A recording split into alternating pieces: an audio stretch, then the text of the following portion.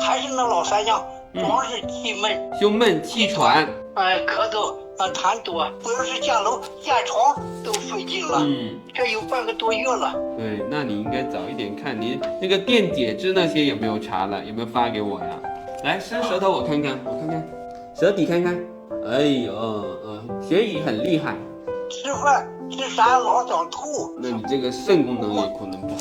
然后痰是什么颜色呀？黄色的。痰黄色的，有没有觉得心啵跳得很厉害呀？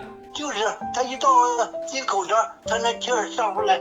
服涕也没有吸是吧？这个要吸哇，这个坚持要吸。吸着的嘛，每天都吸。对，然后那我们就加点中药调理一下。这个病是需要坚持治疗的，而不是说吃一下就好了。